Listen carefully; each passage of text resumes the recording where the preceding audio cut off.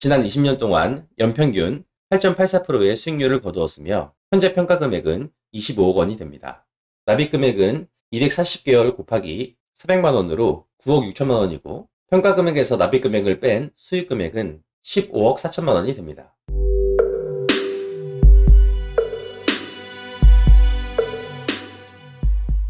안녕하십니까. 미국 주식으로 부자돼서 조기은퇴하기 주리치TV입니다. 오늘은 S&P 500 지수 추종 SPY ETF에 대해 알아보겠습니다. 연평균 복리수익률 CAGR의 개념에 대해 간략히 설명드리고 최근 20년간 매월 400만원씩 적립식으로 SPY에 투자하는 시뮬레이션 결과를 소개해드리겠습니다. 또한 SPY의 최근 20년 복리수익률과 현재 자산 규모는 얼마인지 소개해드리겠습니다. 마지막으로 SPY와 나스닥 100지수 추종 QQQ ETF의 최근 20년 수익률을 비교해드리면서 영상을 마치겠습니다. 먼저 SPY ETF에 대해 소개해드리겠습니다. SPY는 세계 3대 자산운용사 중 하나인 스테이트 스트리트 글로벌 어드바이저가 1993년 설정한 S&P 500 추종 ETF로서 S&P 500 추종 ETF 중 가장 규모가 큰 ETF입니다. S&P 500 지수에 속한 500개 기업의 각 종목의 시가총액 비율별로 포트폴리오를 구성하여 투자합니다.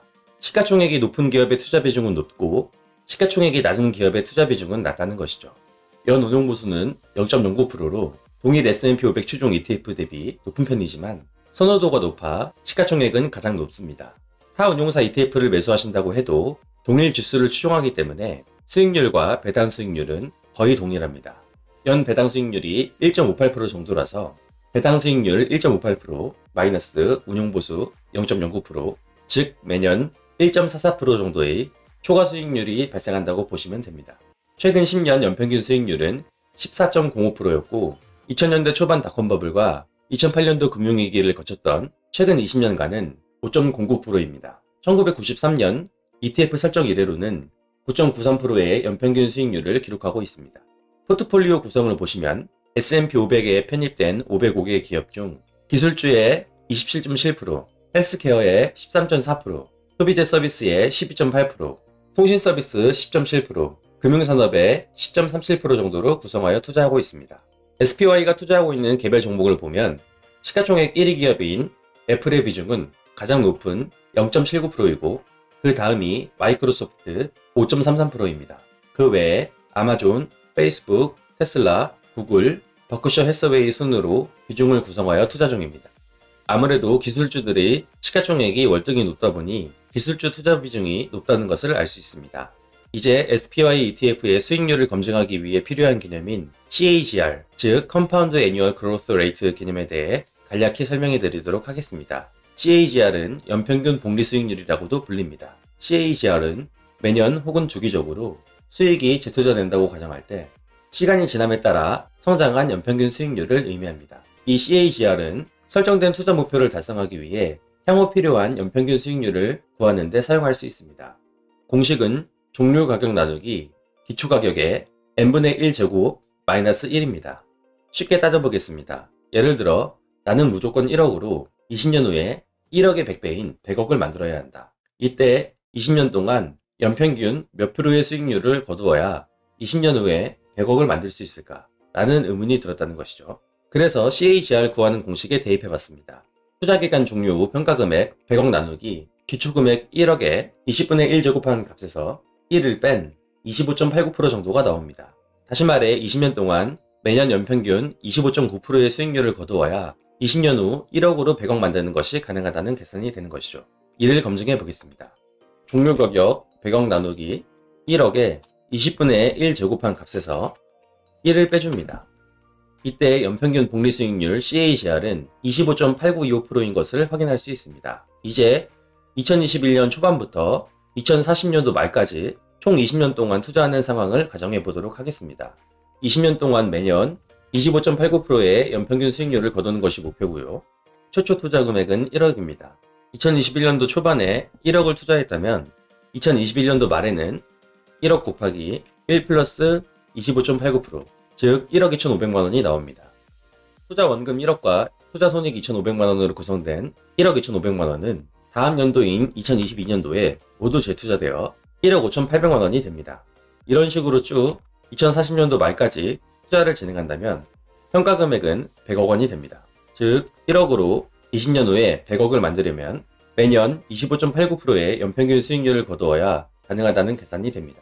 이제 다시 SPY로 돌아와서 최근 20년 동안 매월 월급일 25일에 400만원씩 투자하는 시뮬레이션을 해보도록 하겠습니다. 투자 시작 날짜는 2000년 12월 11일이고 종료일자는 2020년 12월 31일입니다. 종가로 매수하는 상황을 가정했으며 주식 매매의 실질에 따라 매월 투자 손익이 재투자되는 복리로 계산했습니다.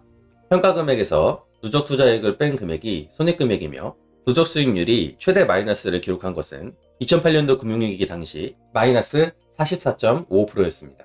투자되는 것을 자세히 보시면 2012년 7월 25일 기준 평가 금액은 6억 5천만 원인데 이 6억 5천만 원은 투자 원금 5억 6천만 원과 투자 수익 9천만 원으로 구성되어 있습니다. 원금과 수익으로 구성된 6억 5천만 원은 모두 재투자되어 다음 달에 5.66%의 수익률을 거둡니다. 8월 27일 기준 평가 금액 6억 9천 또한 누적된 손익과 원금으로 구성된 것이며 이 원금과 수익이 모두 재투자되어 1.81%의 수익을 거둡니다. 기간을 쪼개서 봤을 때 주식 매매는 원금과 수익이 모두 재투자되는 복리로 작동한다는 것을 확인할 수 있습니다. 2020년 12월 31일 투자가 종료되고 이때 평가 금액은 25억이 됩니다. 자, 그럼 최근 20년 동안 매월 400만원씩 SPY에 투자한 경우 연평균 수익률과 현재 평가 금액을 정리해 드리겠습니다. 지난 20년 동안 연평균 8.84%의 수익률을 거두었으며 현재 평가 금액은 25억 원이 됩니다. 납입 금액은 240개월 곱하기 400만원으로 9억 6천만 원이고 평가 금액에서 납입 금액을 뺀 수익 금액은 15억 4천만 원이 됩니다. 다음으로는 SPY와 나스닥 100 ETF인 QQQ의 최근 20년 수익률을 비교해 보도록 하겠습니다. QQQ의 연평균 수익률은 14.41%로 SPY보다 5.94%포인트 높습니다.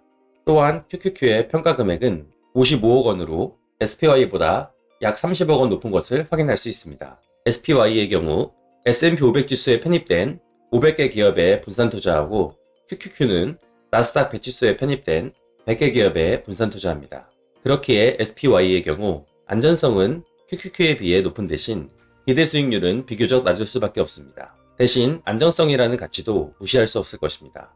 SPY의 경우 2008년도 금융위기 여파로 2009년 2월 최대 손실률 마이너스 44.55%를 기록했습니다. 하지만 QQQ의 경우 2000년도 닷컴버블 말기인 2002년 9월 최대 손실률 마이너스 70.60%를 기록했습니다. 누적 수익률 마이너스 70%가 찍혔을 때 버틸 수 있는지 없는지 스스로에게 자문해 봐야 할 것입니다. 본인의 투자 성향을 이해하여 안정성을 중시하느냐, 기대 수익률을 높이느냐를 결정하셔야 합니다. 시청해 주셔서 감사드립니다. 다음에는 더 알찬 내용으로 찾아뵙겠습니다. 영상이 유익했다면 구독과 좋아요 부탁드립니다. 감사합니다.